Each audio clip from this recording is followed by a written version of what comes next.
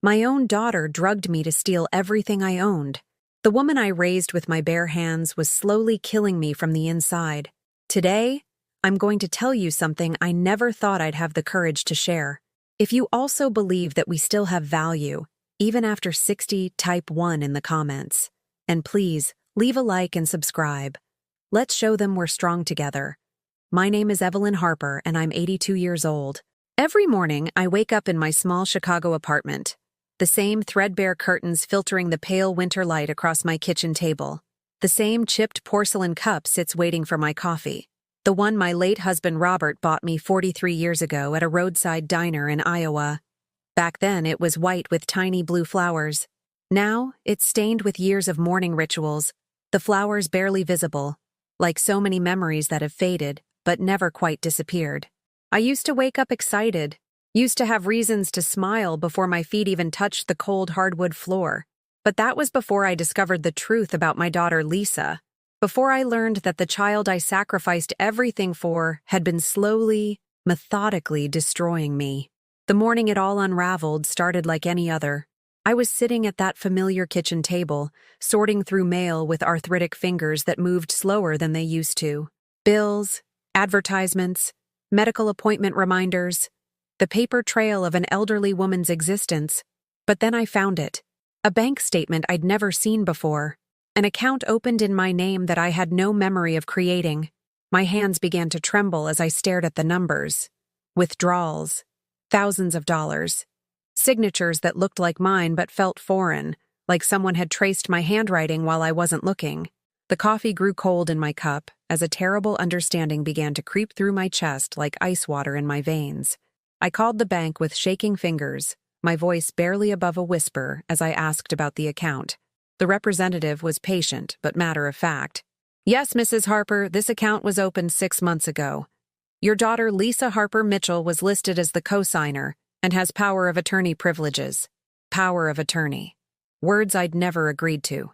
Documents I'd never signed. Or had I? The past few months had been a blur of confusion, of moments where I'd felt like I was losing pieces of myself. Lisa had been so helpful, so caring, bringing me vitamins every morning, insisting I take them for my health. "Mom, you need to stay strong," she'd say, her smile so warm, so convincing. But those vitamins, they always made me feel drowsy, unfocused. My doctor said it was normal aging, but now, staring at that bank statement, a horrifying possibility began to take shape. I stumbled to the bathroom and opened the medicine cabinet, pulling out the bottle Lisa had given me just yesterday. The label read, "Daily Multivitamin," but when I looked closer, really looked, I noticed something that made my blood run cold. The safety seal had been tampered with. The capsules inside looked different from what I remembered, slightly smaller, a different color. My legs gave out and I sank onto the edge of the bathtub, the bottle slipping from my fingers and scattering pills across the tile floor like confetti at a funeral. 43 years of motherhood crashed down on me in that moment. Every sleepless night I'd spent when Lisa had fever as a child. Every dollar I'd scraped together working double shifts as a hotel cleaner to pay for her college. Every birthday where I'd wrapped presents in newspaper because I couldn't afford proper gift wrap, but I made sure she had something to unwrap. I remembered holding her tiny hand on her first day of school, promising her that no matter what happened, Mommy would always be there to protect her. I remembered working Christmas Eve so I could buy her the bicycle she'd begged for, then staying up until 3 a.m. assembling it with tools borrowed from my neighbor, my fingers numb from cold because I'd kept the heat low to save money. I had given her everything, my youth, my dreams, my body worn thin from years of manual labor. When her father left us when she was 8, I became both parents. I taught her to drive in my rusted Buick, paying for lessons I couldn't afford. I walked her down the aisle at her wedding, bursting with pride as she married a successful businessman who could give her the security I never could. And now she was stealing from me. Not just money, my memories, my clarity, my very sense of self. The phone rang, startling me from my thoughts. Lisa's name appeared on the caller ID, and for a moment, I considered not answering. But something inside me, maybe hope, maybe desperation, made me pick up. "Hi, Mom." Her voice was bright, cheerful. the same tone she'd used as a child when she wanted something. "I was just thinking about you. How are you feeling today? Did you take your vitamins?" Those words, "Did you take your vitamins?" hit me like a physical blow. I could hear the calculation behind her concern, the way she emphasized the word vitamins like it was the most important thing in the world. I'm fine, sweetheart," I managed, my voice sounding strange even to myself. "That's wonderful. I was thinking maybe we could have lunch today. There are some papers we need to go over, just boring financial stuff. But since I'm helping you manage everything now, we should probably review them together. Papers, financial stuff, managing everything." The words swirled around me like a trap closing shut. That's when I noticed it. A photograph sitting on my dresser that I hadn't really looked at in months. It showed Lisa and me at her high school graduation, both of us beaming with joy. But now, looking at her smile in that picture, I saw something I'd never noticed before. Even then, even at 17, there was something calculating in her eyes. Something cold. Was I losing my mind, or was my own daughter, the child I'd loved more than life itself, systematically destroying me? The lunch meeting Lisa had suggested haunted me for hours. I found myself pacing my small apartment, my slippers making soft shuffling sounds against the worn carpet that had seen better decades. Every few minutes I'd stop and stare at that photograph on my dresser, trying to reconcile the smiling teenager with the woman who might be poisoning me. I pulled out my old cedar chest, the one Robert had made for me during our first year of marriage. The wood still smelled faintly of the lavender sachets I'd tucked inside 40 years ago. With trembling hands, I lifted the lid and began sifting through the layers of my life. Report cards, birthday cards, photographs, and receipts. So many receipts. Here was the receipt from Marshall Fields for Lisa's prom dress. $340 that I'd saved for 6 months, working extra shifts at the hotel. I remembered standing in that department store, watching her twirl in front of the mirror, her face glowing with happiness. The saleslady had looked at my worn coat and scuffed shoes with barely concealed judgment, but I'd paid in cash, counting out the bills with pride. Here was the receipt for her college textbooks, and $200 for 1 semester. I'd sold my mother's wedding ring to pay for those books, telling Lisa it was money I'd been saving. She'd hugged me so tight that day, promising she'd make me proud, that she'd become someone important. Deeper in the chest, I found the hospital bills from when she'd broken her arm at age 12. I'd worked double shifts for 3 months to pay those bills, my hands raw from scrubbing floors and toilets at the Marriott downtown. The doctor had wanted to keep her overnight for observation, but I'd begged him to let us go home. I couldn't afford another night in the hospital, and Lisa never knew. Each piece of paper told the same story. My life, measured in dollars I didn't have, spent on a child who meant everything to me. I found the letter she'd written me from college, the one I'd kept folded in my wallet for years until the creases nearly tore it apart. "Dear Mom," it began in her careful handwriting. "I know I don't say it enough, but I love you more than words can express. You've given me everything, and someday I'll take care of you the way you've taken care of me. You'll never have to worry about anything again. I promise." That promise. How many times had she made that promise? And how many times had I believed it? The memories came flooding back like a dam bursting. I remembered the night she'd called me from college crying because she'd failed her midterm exam. I'd driven 3 hours in a snowstorm to comfort her, sleeping in my car in the parking lot because I couldn't afford a hotel room. I'd stayed for 2 days, helping her study, making her favorite meals on a hot plate in her dorm room. I remembered working 3 jobs during her senior year because she'd gotten into graduate school, but lost her scholarship. I'd been so proud when she got her MBA, but I was also so tired. My back ached constantly from the cleaning work, and my feet were covered in blisters from standing all day at the diner. But seeing her walk across that stage made every pain worth it. Or so I thought. The phone rang again, interrupting my trip down memory lane. This time it was Harold, my husband of 6 years. Sweet Harold, who'd courted me with such patience after decades of loneliness. Lisa had been the one to encourage that relationship, always saying I deserved happiness in my golden years. "Evelyn, dear," Harold's voice was strained. "I've been going through our bank statements, and I'm finding some irregularities. Could you come over? I think we need to talk. My heart sank. Harold lived in the house he'd shared with his first wife, a modest two-story in Lincoln Park. I'd moved in after we married, bringing only my most precious belongings. It had felt like starting over, like maybe I could finally rest after a lifetime of struggle. I took the bus to his house, my hands shaking as I gripped the transfer ticket, the same hands that had scrubbed floors, changed diapers, worked overtime to pay for dancing lessons Lisa had begged for, the same hands that had typed her college applications because she'd been too busy with her part-time job to do it herself. Harold was waiting in his study, surrounded by papers and wearing the expression of a man who'd discovered something terrible. His usually neat silver hair was disheveled, and his reading glasses sat crooked on his nose. "Sit down, Evelyn," he said gently. "I've been doing some investigating since you mentioned those bank statements yesterday." He spread the papers across his mahogany desk like evidence at a crime scene. Bank statements, credit card bills, loan documents, all bearing signatures that looked like mine but felt like forgeries. "This credit card," Harold pointed to a statement, "was opened in your name 3 months ago. There's $15,000 charged to it, mostly cash advances. And this loan against your old house. Evelyn, did you know about this?"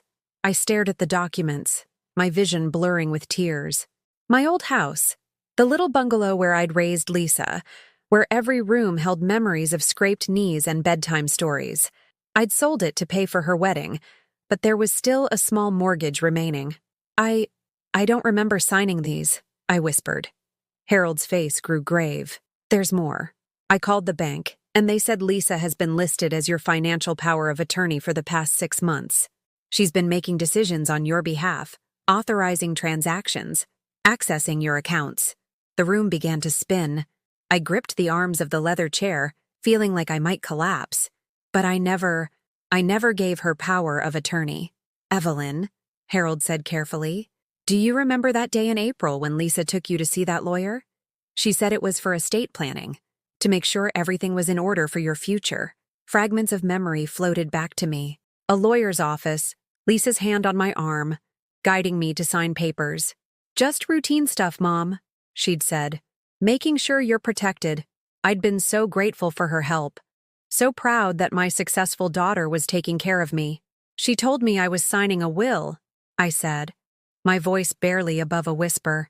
"She said she wanted to make sure I was taken care of if anything happened to me." Harold nodded grimly. "I think she had you sign more than just a will." We sat in silence for a moment, the weight of betrayal settling between us like a heavy blanket. Then Harold reached across the desk and took my hand. "Evelyn, there's something else. I've been feeling strange lately, foggy, confused, and I found these in my medicine cabinet." He pulled out a bottle of pills identical to the ones Lisa had been giving me. "She's been bringing me vitamins, too. For your health, Harold," she always says. The pieces clicked together with horrifying clarity. Lisa hadn't just been drugging me, she'd been drugging Harold, too, making us both compliant, confused, easier to manipulate. "My God," I breathed. "Harold, what have we done? What have we let her do to us?" As if summoned by our conversation, we heard Lisa's voice from the front door. "Mom? Harold? I'm here for our lunch meeting." Her voice carried that same cheerful tone, but now I could hear the predator beneath the sweetness. She was coming to finish what she'd started, to get us to sign more papers, to steal more of what little we had left. Was I used? The question echoed in my mind as her footsteps approached the study. The answer was becoming clearer with each passing moment, and it was breaking my heart into pieces I wasn't sure could ever be put back together. Lisa's heels clicked against the hardwood floor as she made her way through Harold's house, each step echoing with a confidence that now sounded sinister to my ears. I grabbed Harold's arm, whispering urgently, "Hide the papers. Don't let her see them." Harold quickly shuffled the documents into his desk drawer just as Lisa appeared in the doorway of the study. She looked immaculate as always, her auburn hair perfectly styled, her designer suit crisp and expensive. The same daughter who used to come to me with grass stains on her knees and tears in her eyes, begging me to fix whatever was broken in her small world. "There you are," she exclaimed with a brilliant smile that once melted my heart, but now made my skin crawl. I was worried when you weren't at your apartment, Mom. You know how important it is to stick to routines at your age. At your age. The phrase hit me like a slap. When had she started talking to me like I was a child who couldn't be trusted to make her own decisions? I brought lunch from that Italian place you love, she continued, setting down a bag from Rossetti's, the expensive restaurant downtown where a single meal cost more than I used to spend on groceries for a week. And I have those papers I mentioned. Just some boring financial stuff, but we need to get them sorted out. She pulled out a folder thick with documents, her manicured nails tapping against the leather portfolio. I noticed her wedding ring, the 3-carat diamond I'd helped pay for by taking out a loan against my house 6 years ago. A loan I was still paying off when I sold the house. What kind of papers? Harold asked, his voice carefully neutral. Lisa's smile flickered for just a moment. So brief I might have missed it if I hadn't been watching her so carefully. Oh, just some updates to Mom's will and a few investment opportunities. Nothing too complicated. She spread the papers across Harold's coffee table with the efficiency of someone who'd done this before. The documents were dense with legal language, but I caught phrases that made my blood run cold. Transfer of assets, medical power of attorney, incompetency proceedings. This first one, Lisa said, pointing to a document with yellow sticky notes marking where signatures were needed. Just updates your beneficiary information, Mom. Making sure everything goes smoothly when the time comes. When the time comes. As if she was already planning my funeral. I stared at the paper, the words blurring together. My head felt fuzzy again. That familiar cloudiness that had been plaguing me for months. But this time, I recognized it for what it was. The effect of whatever Lisa had been putting in those vitamins. I don't feel well, I said, pressing my hand to my forehead. Maybe we could do this another day. Lisa's expression sharpened. Mom, you can't keep putting this off. These documents are important. They protect you. She reached into her purse and pulled out a small pill bottle. Here, take one of your vitamins. It'll help you feel better. The bottle looked identical to the ones she'd been bringing me, but now I saw it for what it really was. A weapon disguised as care. I stared at the pills rolling around in the amber plastic, each one a small betrayal. Actually, I said slowly, I've been wondering about these vitamins. They make me feel strange, tired and confused. Lisa's laugh was too bright, too quick. Oh, Mom, that's just your age catching up with you. The doctor said it's completely normal for women over 80 to experience some cognitive decline. That's why we need to get these papers signed while you're still competent. While you're still competent. The words hung in the air like a threat. Harold cleared his throat. Lisa, maybe we should have Evelyn's doctor review any changes to her medical care first. Harold, Lisa interrupted, her voice taking on an edge I'd never heard before. I appreciate your concern, but I'm her daughter. I know what's best for her. That's when I saw it. The flash of something cold and calculating in her eyes. The same look she'd had as a teenager when she'd been caught in a lie about where she'd been or what she'd done with the money I'd given her for school supplies. I thought about all the times over the past few months when I'd felt like I was losing my mind. The appointments I'd forgotten. The conversations I couldn't remember. The strange gaps in my memory. I'd attributed it all to age, to the natural decline Lisa kept reminding me about. But what if it wasn't natural at all? Lisa, I said carefully, I'd like to read these papers thoroughly before I sign anything. Maybe take them home and… No. The word came out sharp and immediate, before she caught herself and softened her tone. I mean, they need to be notarized today. The notary is waiting, and these things have deadlines. She glanced at her expensive watch, a Cartier that had cost more than I'd made in 3 months at the hotel. We really don't have time for delays, Mom. You know how these legal processes work. But I didn't know how legal processes worked. I'd never had enough money or property to worry about such things. I'd trusted Lisa to handle everything because she was educated, successful, because she'd promised to take care of me. I looked at Harold, seeing my own growing horror reflected in his eyes. We were both beginning to understand that we'd been playing a game where we didn't know the rules, where the person we'd trusted had been cheating from the very beginning. What happens if I don't sign these today? I asked. Lisa's smile became strained. Well, if you're having cognitive issues, if you can't make sound decisions anymore, then the state might have to step in. They could put you in a facility, take control of your finances. Is that really what you want? The threat was clear, even wrapped in false concern. Sign the papers, or lose everything anyway. I thought about my neighbor, Mrs. Chen, who'd been declared incompetent by her nephew and ended up in a nursing home where she died 6 months later, forgotten and alone. I thought about Harold's friend George, whose children had him declared mentally unfit and sold his house while he was in the hospital. Was that my future? Was Lisa threatening to have me declared incompetent if I didn't willingly hand over everything I had left? I need some water, I said, standing up on shaky legs. And maybe some fresh air. This is all very overwhelming. Of course, Mom, Lisa said. But she was watching me like a hawk watches a mouse. Take your time. But remember, the notary can only wait so long. I walked to Harold's kitchen, my mind racing. Everything in the house looked different now. The comfortable furniture, the family photos on the mantel, even the afternoon sunlight streaming through the windows seemed ominous. This house that had felt like a sanctuary now felt like a trap. I opened Harold's kitchen window and breathed in the cool Chicago air. Outside, children were playing in the park across the street, their laughter carrying on the wind. Normal children, with normal parents who loved them without conditions, who weren't planning to steal their inheritance. When had Lisa stopped being my little girl and become this stranger who spoke in legal terms and threats? When had her hugs become calculations and her visits become manipulations? I heard her voice from the other room, talking to Harold in low, urgent tones. I caught fragments. Getting worse. Can't manage on her own. What's best for everyone. She was poisoning Harold against me, just as she'd been literally poisoning both of us. Making him believe that I was losing my mind, that she was the responsible one trying to help her declining mother. But I wasn't declining. I was being pushed. I returned to the living room to find Lisa and Harold huddled over the papers. Harold looked up at me with confusion and pity, the same look people gave to patients in nursing homes who couldn't remember their own names. Evelyn, he said gently, maybe Lisa is right. Maybe it would be best to get these things settled while we can. Even Harold was turning against me.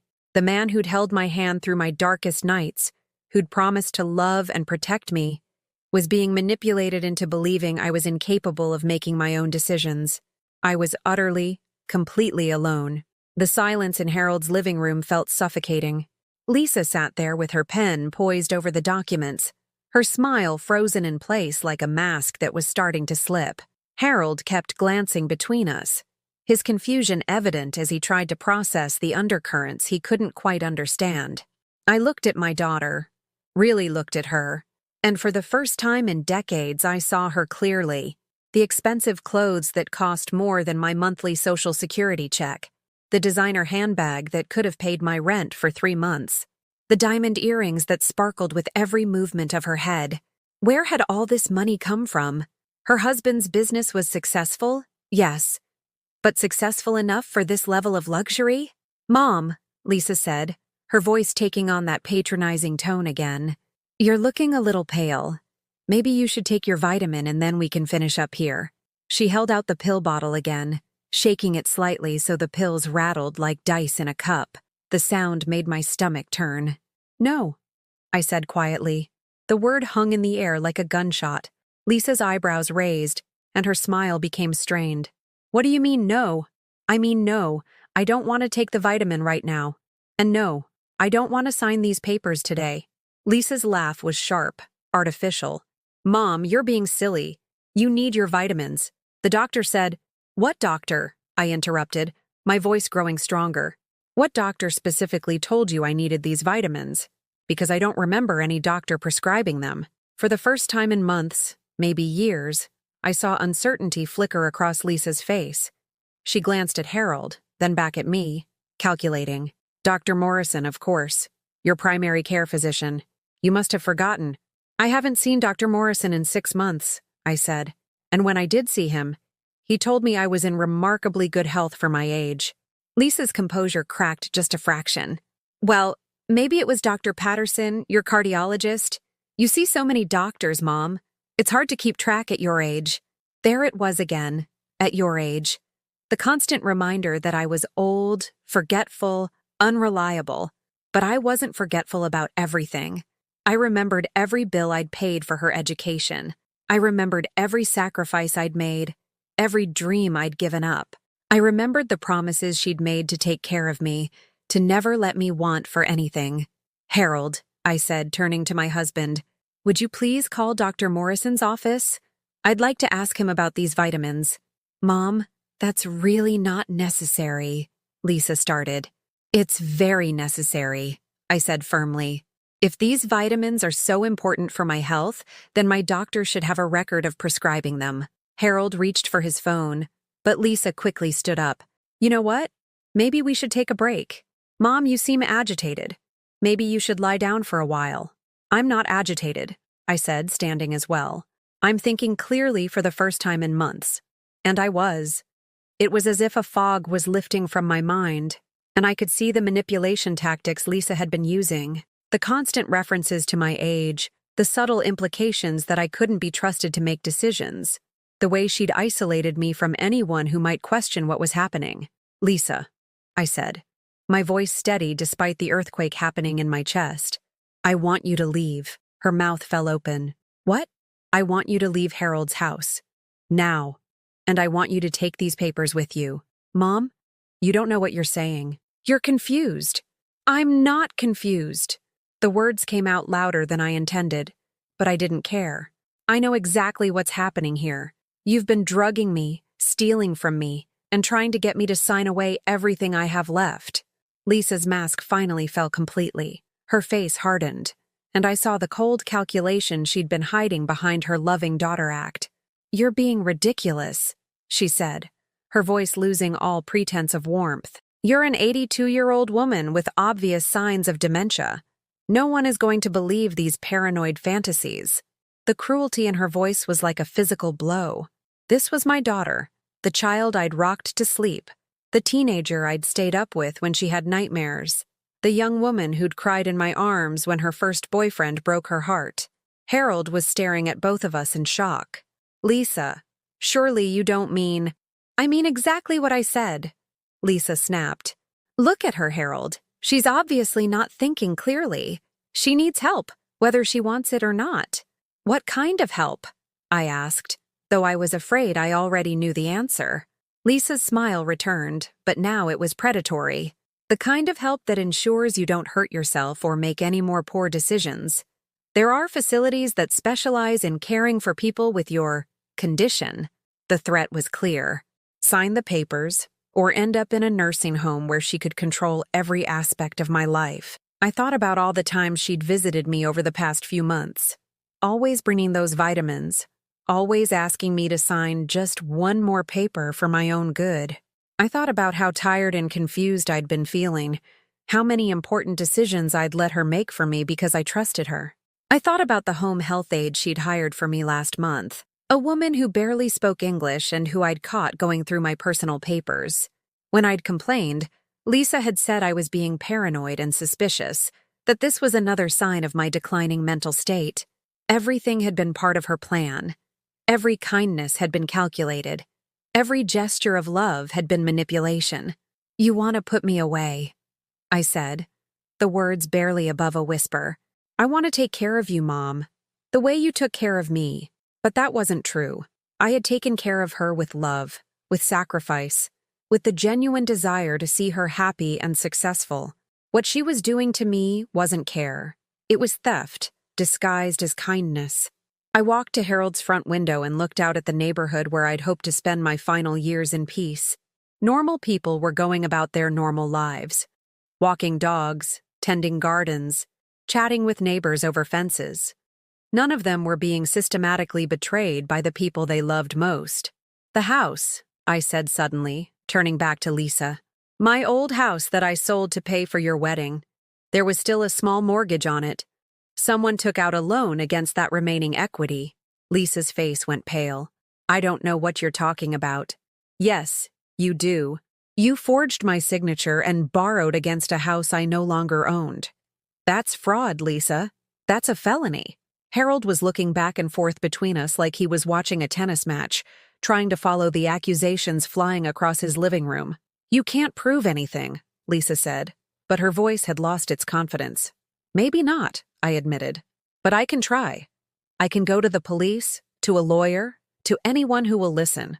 I can tell them about the vitamins that make me confused, about the papers you've been having me sign, about the money that's been disappearing from accounts I didn't know existed." Lisa stood up abruptly, gathering her papers with shaking hands. "You're making a huge mistake, Mom. I'm the only one who cares about you. Without me, you'll end up alone in some state-run facility, forgotten and abandoned." The threat hung in the air between us. But for the first time in months, I wasn't afraid of being alone. I was more afraid of staying trapped in this web of lies and manipulation. "Then I'll be alone," I said, "but I'll be free." Lisa stared at me for a long moment, and I saw something in her eyes that broke my heart all over again. Not remorse, not love, not even anger, just cold calculation as she tried to figure out her next move. She grabbed her purse and headed for the door, then turned back one final time. "This isn't over, Mom. You need help, and I'm going to make sure you get it, whether you want it or not." The front door slammed behind her, leaving Harold and me alone in the sudden silence. I sank into his armchair, my whole body shaking as the adrenaline began to wear off. I had just confronted my own daughter. I had just accused her of drugging me, stealing from me, trying to destroy my life. And the worst part was, I knew I was right. The silence after Lisa's departure felt like the calm after a tornado, deceptive and fragile, as if the real destruction was yet to be discovered. Harold and I sat in his living room, neither of us speaking, both of us trying to process what had just happened. Finally, Harold broke the silence. "Evelyn, I had no idea. I thought Lisa was just being a caring daughter.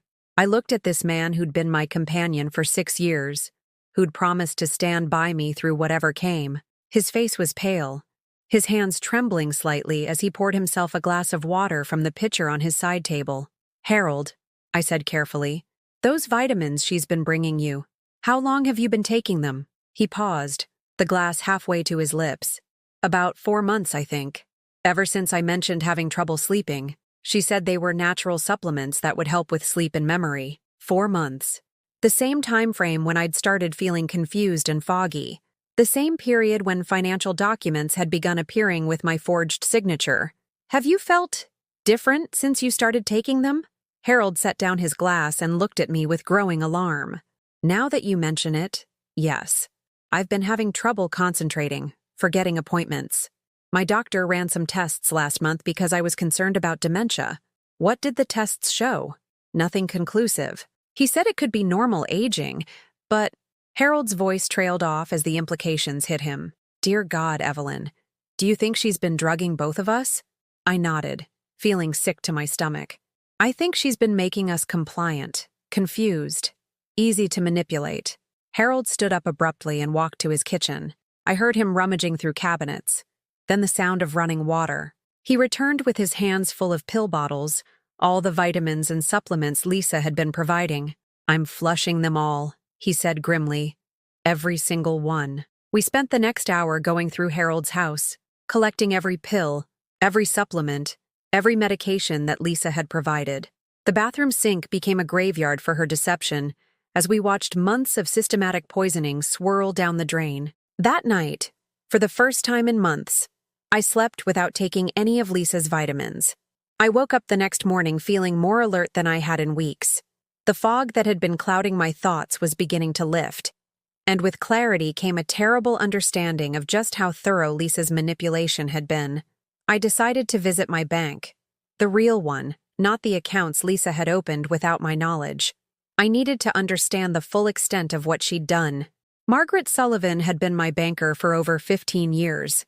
She knew me, knew my habits, knew that I was careful with money because I'd never had much of it. When I walked into her office that Tuesday morning, she greeted me with a warm smile that quickly faded when she saw my expression. "Mrs. Harper, what can I do for you today?" "Margaret, I need to see all my accounts. Everything. I think there may be some irregularities." Margaret's fingers flew over her keyboard, and I watched her face change as she pulled up my financial information. Her brow furrowed, then her eyes widened. "Mrs. Harper, I'm seeing several accounts here that I don't remember opening with you, and there's been some unusual activity."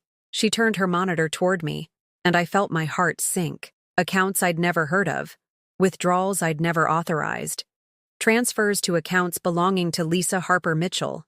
"This savings account," Margaret said, pointing to the screen, "was opened 6 months ago with a significant deposit from the sale of your previous home, but there have been regular withdrawals. Large ones." I stared at the numbers. The money from selling my house, money I'd thought was safely tucked away for my future care, had been systematically drained. Thousands of dollars, gone. Who authorized these withdrawals? Margaret checked her records, her expression growing more troubled. "According to our files, your daughter has power of attorney privileges on this account. She provided the documentation when the account was opened. I never gave her power of attorney. Mrs. Harper, I have to tell you, this could be considered elder financial abuse. You might want to consider contacting Adult Protective Services." Elder financial abuse. The clinical term for what Lisa had been doing to me felt like another slap. I wasn't just a mother who'd been betrayed by her daughter. I was a victim of a crime that had a name, a category, a whole system designed to address it. Margaret helped me freeze the accounts and file a fraud report. She also gave me the card of a lawyer who specialized in elder abuse cases, Elena Rodriguez, whose office was downtown. "Mrs. Harper," Margaret said as I was leaving, "I want you to know that we see this more often than you might think. Adult children taking advantage of their parents' trust. You're not alone, and you don't have to be ashamed." But I was ashamed. I was ashamed that I'd been so blind, so trusting. I was ashamed that the daughter I'd raised to be successful and independent had turned that success into a weapon against me. I took the bus to Elena Rodriguez's office, clutching the folder of bank documents Margaret had printed for me. The law office was in an older building, with worn carpets and fluorescent lighting that reminded me of the places where I'd worked all my life. Elena herself was a woman in her 50s, with graying hair and kind eyes that had seen too many stories like mine. "Mrs. Harper," she said after I'd told her everything, "what your daughter has done isn't just morally wrong. It's illegal. Forging your signature, drugging you to make you compliant, stealing your money. These are serious crimes." "Ah, but can we prove it?" Elena leaned back in her chair. "Some of it, yes. The forged signatures can be analyzed by handwriting experts. The financial records show a clear pattern of fraud. The vitamins," she paused, "those might be harder to prove, especially if you've already disposed of them." I felt a moment of panic. Had I destroyed the evidence by flushing the pills down Harold's sink? "However," Elena continued, "we don't need to prove every single aspect of what she's done. The financial fraud alone is enough to pursue both criminal and civil action." What would that mean? Criminal charges could result in jail time for your daughter. Civil action could help you recover the stolen money. But Mrs. Harper, I have to warn you. This will be difficult. Your daughter will likely claim that you're suffering from dementia, that you're confused about what happened. She'll paint herself as the caring daughter trying to help her declining mother, the same tactic Lisa had already been using. I thought about her threats to have me declared incompetent, to put me in a facility. "She's already threatened to have me institutionalized if I don't comply with her demands," I told Elena. Elena's expression hardened. "That's coercion, and it strengthens your case. Mrs. Harper, I want you to understand something. You have rights. You have the right to control your own finances, to make your own decisions about your care, to live free from abuse. Your age doesn't eliminate those rights." For the first time in months, I felt a spark of hope. Someone believed me. Someone was willing to fight for me. What do I do now? First, we document everything. Every instance of abuse, every stolen dollar, every threat she's made. Then we file a restraining order to keep her away from you while we build the case. And Mrs. Harper? We fight back. That afternoon, I did something I hadn't done in decades. I went shopping for myself, not for groceries or household necessities, but for something I wanted. I bought a small digital recorder, the kind Elena had suggested I use to document any future interactions with Lisa. I also bought a new notebook, one with a sturdy cover and lined pages. I was going to write down everything I could remember about Lisa's manipulation, every instance of theft, every lie she'd told. I was going to create a record that couldn't be dismissed as the confused ramblings of a senile old woman. That night, as I sat at Harold's kitchen table writing in my new notebook, I felt something I hadn't experienced in years: purpose. For too long, I'd been drifting through life, accepting whatever scraps of affection Lisa threw my way, grateful for any attention from the daughter I'd sacrificed everything for. But I wasn't helpless. I wasn't senile. I wasn't ready to be put out to pasture. I was Evelyn Harper, and I was fighting back.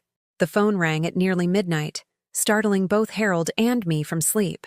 I recognized Lisa's number on the caller ID, but when I answered, her voice was different, cold, threatening. "Mom, I know what you did today. I know you went to the bank, to that lawyer. You're making a terrible mistake." "The only mistake I made was trusting you," I replied, surprised by the steadiness in my own voice. "You think anyone will believe you? An 82-year-old woman with obvious mental health issues? I have documentation, Mom. Medical records, testimony from healthcare providers who've witnessed your decline." "What healthcare providers? What medical records?" Lisa's laugh was chilling. "The ones I've been preparing for months, just in case you became difficult."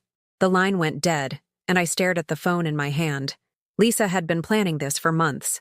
She'd been building a case to have me declared incompetent while simultaneously stealing everything I owned. But now I was building a case too, and I wasn't backing down. The restraining order Elena filed for me was served to Lisa on a Thursday morning. I know because she called me 17 times between 9 a.m. and noon, each message more furious than the last.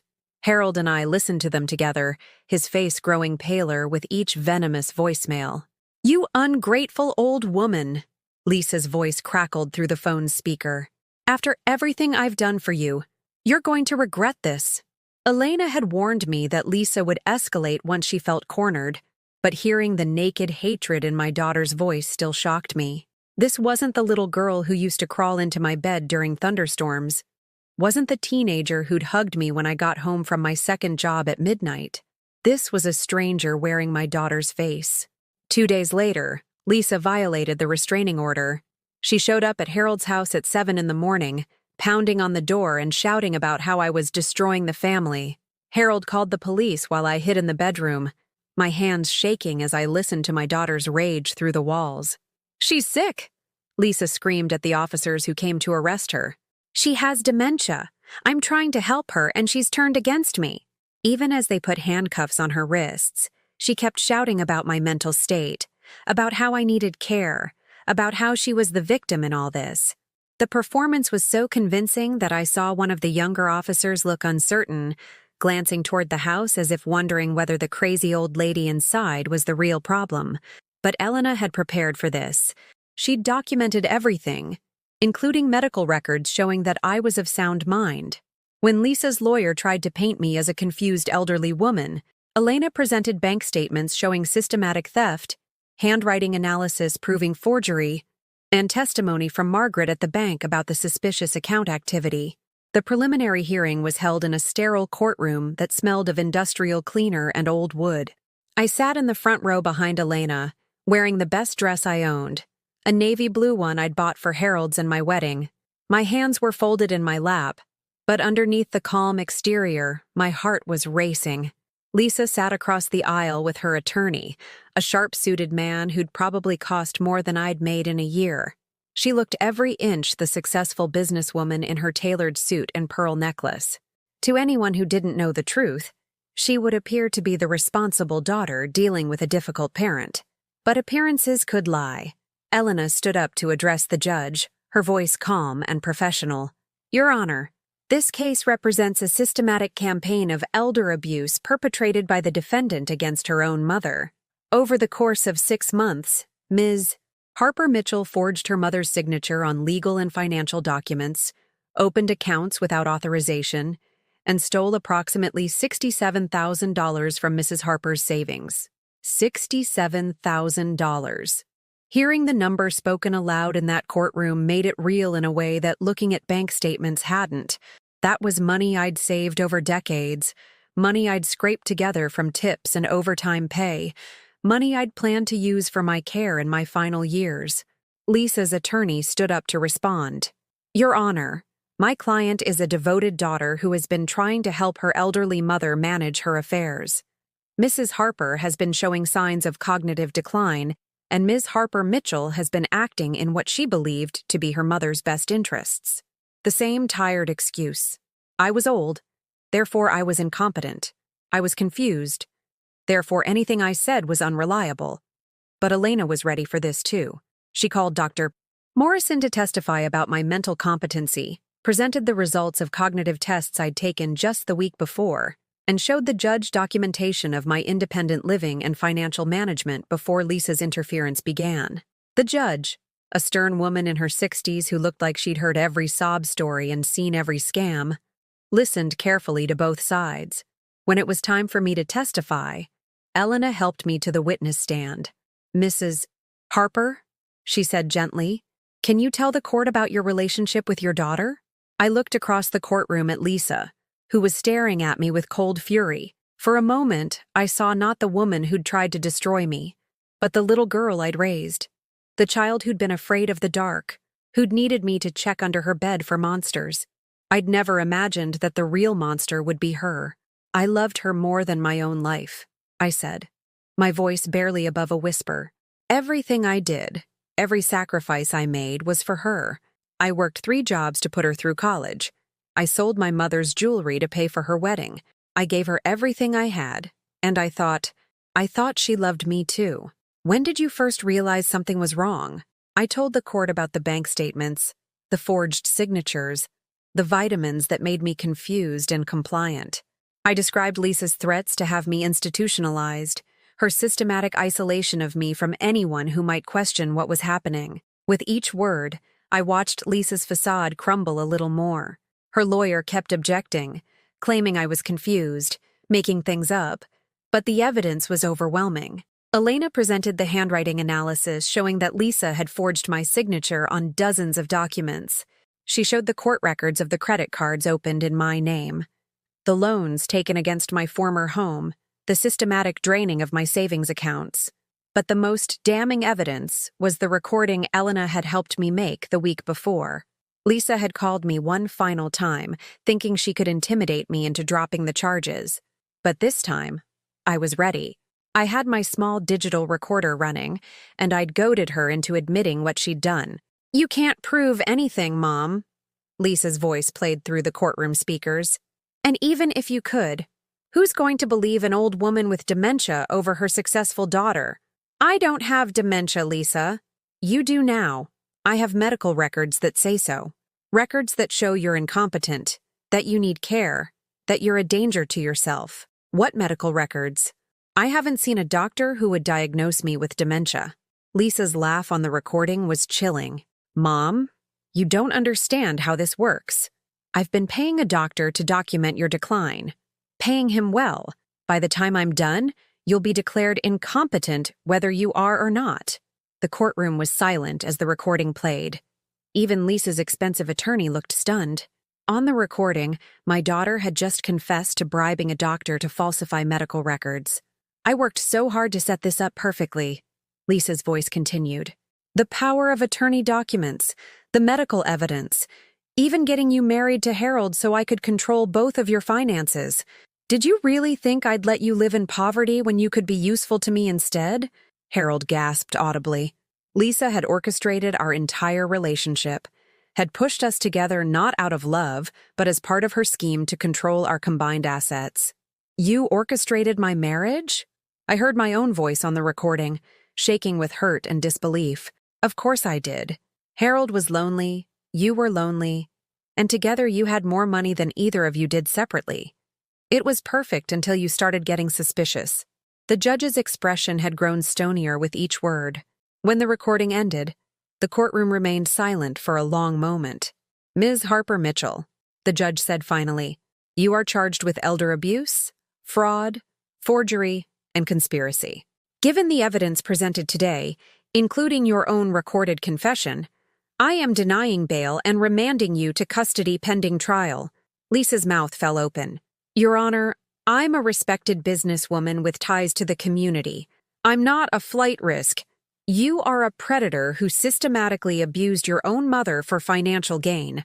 The judge cut her off. You showed no remorse, no recognition of wrongdoing, and based on your recorded statements, you pose a continued threat to vulnerable adults. Bail is denied. As they led Lisa away in handcuffs, she turned to look at me one last time. The mask was completely gone now, and I saw her for what she truly was. Not my daughter, but a cold, calculating criminal who had worn my daughter's face while she destroyed my life. This isn't over, Mom, she called out as the bailiff guided her toward the door. You'll regret this. You'll die alone and forgotten, and it'll be your own fault. But I didn't feel regret as I watched her disappear. I felt something I hadn't experienced in years. Relief. The nightmare was finally over. Outside the courthouse, Elena put her hand on my shoulder. Mrs. Harper, you did it. You stood up to her and won. What happens now? Now we work on recovering your stolen money, and you get to live your life on your own terms. Harold was waiting for me on the courthouse steps, his face filled with a mixture of shame and relief. Evelyn, I'm so sorry. I had no idea she was using me. Using our relationship. I took his hand. Harold, we were both victims. What matters is that we're free now. As we walked down the courthouse steps together, I felt lighter than I had in years. The weight of Lisa's manipulation, the constant fear and confusion, the crushing loneliness of being betrayed by the person I loved most, all of it was finally lifting. I was 82 years old, and for the first time in my life, I was truly free. 3 months after Lisa's sentencing, I woke up in a place I never thought I'd see. My own apartment. Not Harold's house, not a nursing home, not the prison of fear and manipulation I'd been living in for so long. My own space, chosen by me, paid for with money I'd recovered through Elena's tireless work. The apartment was small but bright, with windows that faced east toward Lake Michigan. Every morning, I could watch the sunrise paint the water in shades of gold and pink, colors that reminded me there was still beauty in the world, still reasons to greet each new day with hope instead of dread. I'd furnished it simply, with pieces I'd chosen myself. Nothing expensive or elaborate, just furniture that felt comfortable and welcoming. A navy blue armchair by the window where I could read and watch the lake. A small dining table where I could eat meals at my own pace, without anyone watching me or judging what I chose to put on my plate.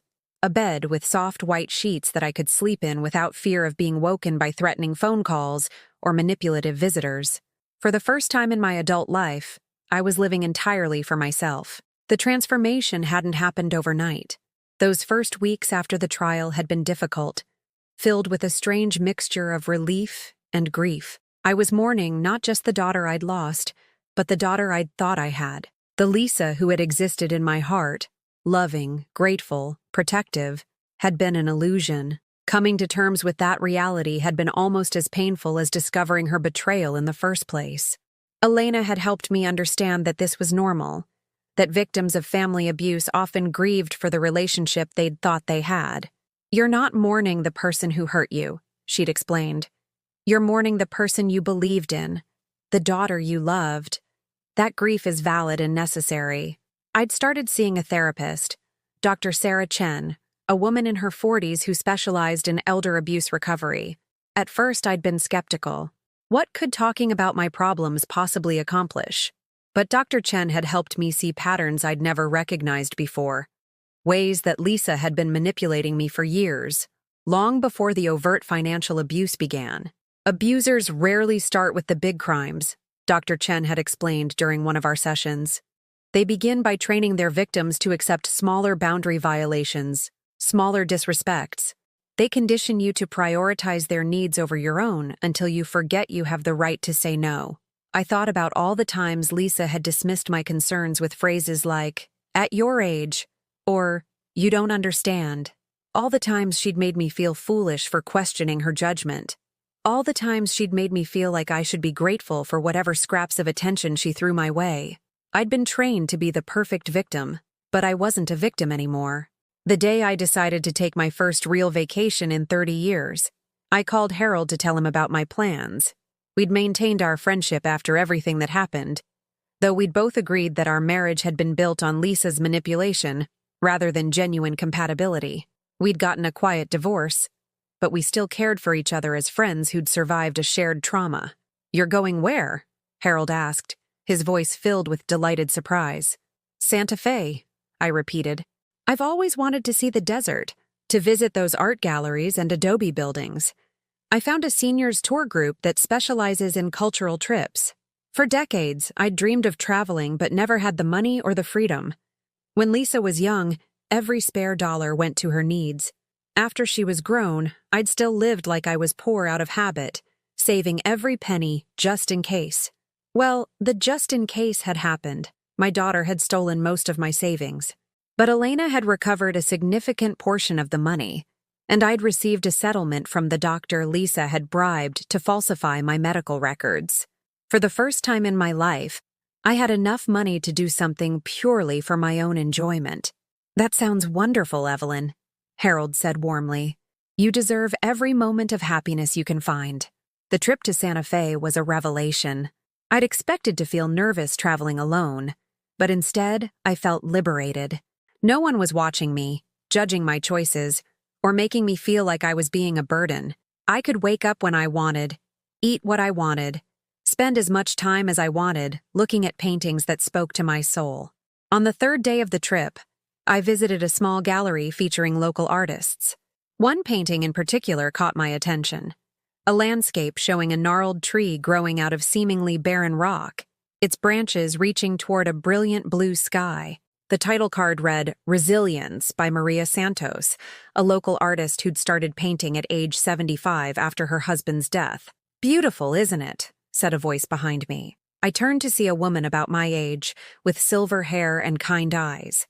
She introduced herself as Janet from Minneapolis, another member of the tour group. "It is," I agreed. "There's something about that tree. It looks like it's been through storms, but it's still growing." Janet nodded. "That's exactly what I thought. It reminds me of myself, actually. I'm on this trip because my son finally stopped trying to control my life. Took me 80 years to learn I could say no to him." We ended up talking for hours, sharing stories of children who'd tried to diminish us, of years spent putting everyone else's needs before our own, of the strange freedom that came with finally choosing ourselves. That night, I did something I'd never done before. I bought the painting. It cost more than I'd ever spent on anything purely decorative, but I didn't care. I wanted that tree on my wall, wanted to be reminded every day that growth was possible even in the harshest conditions. When I returned to Chicago, I hung Resilience in my living room, where I could see it from my favorite chair. Every morning as I drank my coffee and watched the sunrise over the lake, I looked at that twisted, beautiful tree and remembered that I was still growing too. I started taking art classes at the community center. I'd always been interested in painting but had never had the time or money to pursue it. Now I did. My first attempts were clumsy, but I didn't care.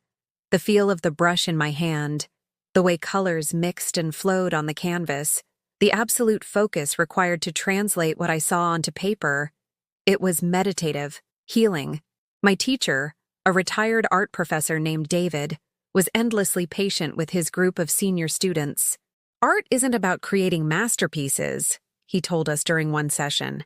"It's about expressing what's inside you, about seeing the world with fresh eyes." I painted landscapes at first, safe, traditional subjects that couldn't reveal too much about my inner world. But gradually, I grew bolder. I painted a series about transformation, about butterflies emerging from cocoons, about dawn breaking over dark water. David encouraged me to explore deeper themes, to paint my emotions rather than just what I saw. The painting that surprised me most was one I created during a particularly difficult session with Dr. Chen. We'd been talking about forgiveness, not of Lisa, but of myself, about how I'd spent years feeling ashamed of being victimized, as if I'd somehow failed by trusting my own daughter. That afternoon, I went to art class and found myself painting without conscious thought. When I stepped back to look at what I'd created, I saw a woman, clearly meant to be me, standing in a garden with her arms outstretched to the sun. The woman in the painting looked peaceful, joyful, free. She looked like someone who'd found her way home to herself. That's powerful, Evelyn, David said, looking over my shoulder. Tell me about her. She's who I'm becoming, I said, surprised by my own answer. She's not afraid anymore. I started volunteering at a local organization that helped seniors who'd been victims of financial abuse. Elena had suggested it, thinking I might find purpose in helping others navigate the same trauma I'd experienced. What I found was a community of survivors who understood exactly what I'd been through. There was Margaret, whose nephew had stolen her pension checks. Robert, whose daughter had forged his signature to sell his house. Dorothy, whose son had convinced her to sign power of attorney documents and then systematically emptied her bank accounts. All of us had been betrayed by family members. All of us had been made to feel foolish, incompetent, burdensome. All of us had discovered that love could be weaponized by people who were supposed to protect us. But we'd also discovered something else. We were stronger than our abusers had believed. We were more resilient than we'd known. We were survivors, not victims. At one of our support group meetings, Dorothy said something that stayed with me. They tried to convince us we were worthless, that we were lucky anyone cared about us at all. But look at us now. We're still here, still fighting, still finding ways to help each other. That's not worthless. That's magnificent. 6 months after the trial, I received a letter from Lisa. She was in prison, serving a 4-year sentence for elder abuse and fraud. The letter was full of self-pity and blame, claiming that I'd ruined her life, that she'd only been trying to help me, that I'd never understood how hard it was to be my daughter. I read it once, then threw it away. I wasn't interested in her excuses or her attempts to make me feel guilty. I'd spent enough years carrying the weight of her expectations and manipulations. I was done being her emotional dumping ground. That evening, I stood in my apartment watching the sunset paint the lake in brilliant oranges and purples. The woman in the mirror across the room looked different from the frightened, confused person I'd been a year ago. She stood straighter, smiled more easily, looked the world in the eye without apology. She looked like someone who'd learned to value herself. I was 82 years old, and I was just beginning to understand who I really was when no one else was defining me. I was an artist, a survivor, a woman who'd found her voice after decades of silence. I was someone who'd learned that it's never too late to start over, never too late to choose yourself. I was free, and I was magnificent. 2 years have passed since that terrible morning when I discovered my daughter's betrayal. 2 years since I learned that the person I'd loved most in the world had been systematically destroying me. As I sit here now in my sunlit apartment, watching the lake shimmer under an autumn sky, I hardly recognize the frightened, confused woman I used to be. This morning, I received an invitation that would have terrified me 2 years ago. The Chicago Tribune wants to interview me for an article about elder abuse survivors who've rebuilt their lives. They want to feature my story as part of a series about resilience and recovery. The old Evelyn would have declined, would have felt too ashamed to have her private pain made public. But I'm not the old Evelyn anymore. I've learned that shame belongs to the people who abuse, not to those who survive it. My story isn't one of failure or weakness. It's one of strength discovered in the darkest moments. Of a woman who refused to disappear even when someone tried to erase her. Yesterday, I got a phone call that reminded me how far I've come. It was from Janet, my friend from the Santa Fe trip, calling with exciting news. Remember the painting I bought? Resilience, the twisted tree growing from barren rock. The artist, Maria Santos, has invited me to exhibit some of my own paintings in her gallery during their seniors' art showcase next spring. Evelyn, Janet said, her voice bubbling with excitement. She loved the photos of your transformation series that I showed her. She says your work has something special. Raw honesty, she called it. The kind of truth that can only come from someone who's been tested by life and emerged stronger. I hung up the phone and walked to my easel, where my latest painting sits half-finished. It's a self-portrait, but not the kind you might expect from an 84-year-old woman. Instead of focusing on my wrinkled hands or gray hair, I've painted my eyes. Bright, alert, filled with the kind of fire that comes from knowing exactly who you are and refusing to apologize for it. In 2 years, I've created over 40 paintings. Each one tells part of my story.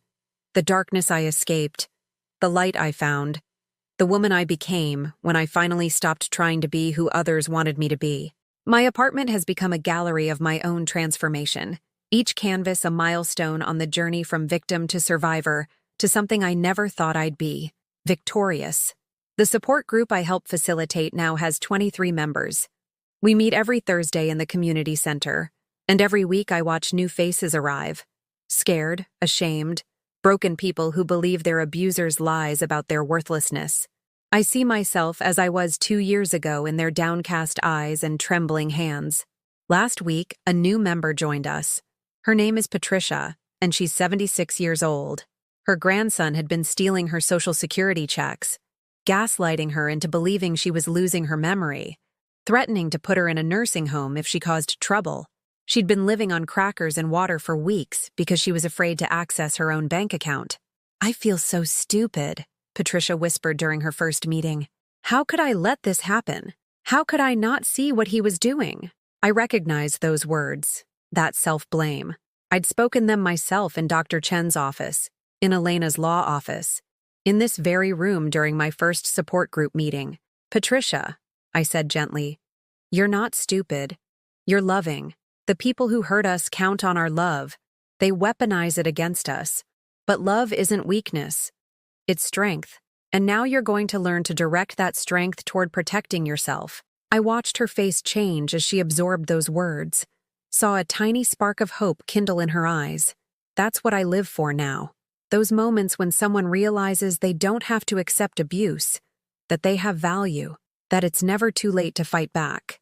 The community center has also become home to something I never expected: my second career. The director asked me to teach a workshop series called Financial Safety for Seniors. Every month I stand in front of a room full of older adults and teach them to recognize the warning signs I missed, to protect themselves from the predators who see our generation as easy targets. "Your bank account is not a family piggy bank," I tell them, the same words Elena once said to me. "Your signature is not community property. Your trust is not unlimited, and your love should never be used as a weapon against you." Some of them nod along, already suspicious and careful. Others look shocked, as if they've never considered that their own children or grandchildren might betray them. I was once in that second group, so I understand their disbelief. After my last workshop, a woman named Rose approached me. She was probably in her 70s, well-dressed and articulate, but I could see the worry lines around her eyes. "Mrs. Harper," she said quietly, "my daughter keeps asking me to sign papers. She says it's for estate planning, but I'm starting to wonder if I should have someone else look at them first." "Yes," I said immediately. "You absolutely should. Trust your instincts, Rose. If something feels wrong, it probably is." I gave her Elena's card and watched her walk away with the same determined set to her shoulders that I'd felt when I first decided to fight back. Another potential victim who might become a survivor instead. The money Lisa stole. Most of it was recovered through Elena's efforts and the criminal restitution ordered by the court. But the real treasure I gained was something no one could steal from me: the knowledge of my own worth. I live comfortably now, but not extravagantly. I've learned to spend money on experiences rather than things, on relationships rather than obligations. Last month, I took a writing class and discovered I have a voice that deserves to be heard. I'm working on a memoir, not just about the abuse, but about the whole journey of becoming myself. Harold and I remain close friends.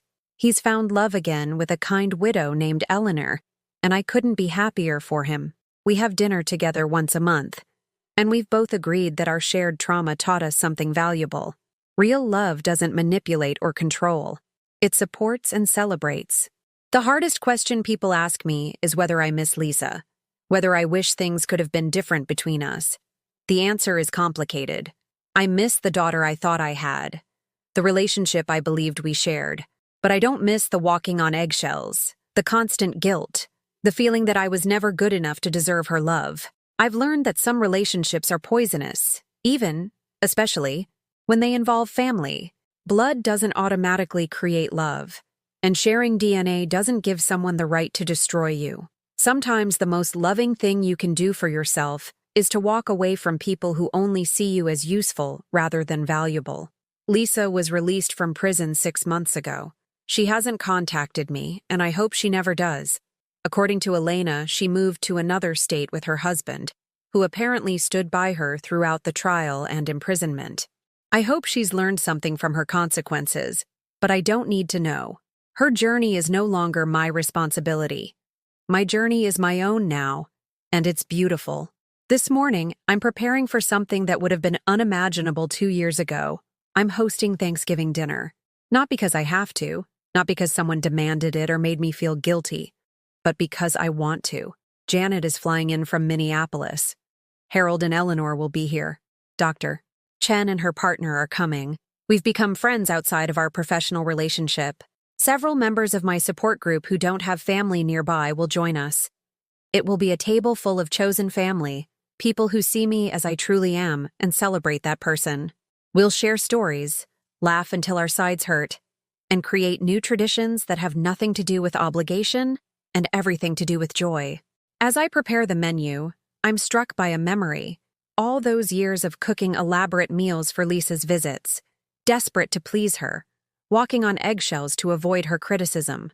I used to measure my worth by whether she cleaned her plate, whether she complimented the food, whether she seemed happy with my efforts. Tomorrow, I'll cook because I love feeding people who appreciate the effort, who see the love in every dish. I'll make the foods I enjoy, not what someone else expects. And if something burns or doesn't turn out perfectly, we'll laugh about it and order pizza. That's what freedom looks like at 84. The right to be imperfect and still be loved.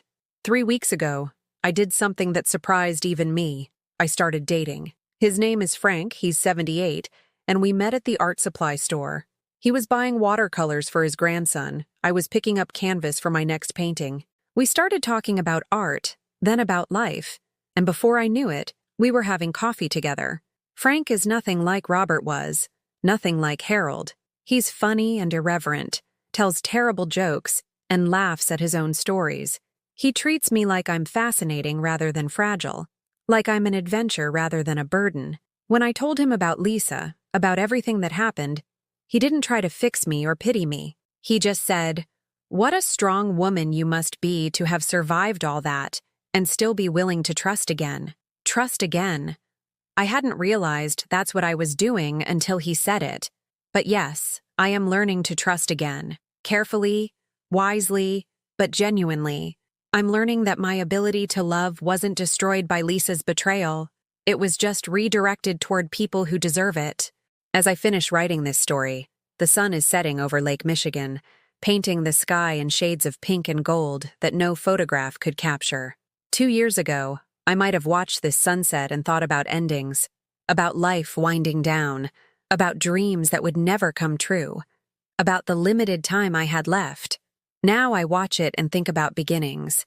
About the painting I'll start tomorrow, the trip I'm planning to Ireland next spring, the book I'm writing, the people I'm yet to meet who will become important parts of my story. The woman who was told she was too old to dream discovered something magical. Dreams don't have expiration dates. Hope doesn't come with age limits. It's never too late to become who you were always meant to be. I am Evelyn Harper. I am 84 years old. I am an artist, a teacher, a survivor, a friend, and maybe, just maybe, a woman falling in love again. I am living proof that your story doesn't end when someone tries to write you out of it. Have you ever felt invisible, discarded, told that your best years were behind you? Have you ever loved someone who used that love as a weapon against you? Comment below and tell me. You're not alone in this. If this story touched your heart, please give it a like and subscribe to this channel. Because sometimes, the most important message isn't the one that entertains us. It's the one that reminds us we're still worth fighting for.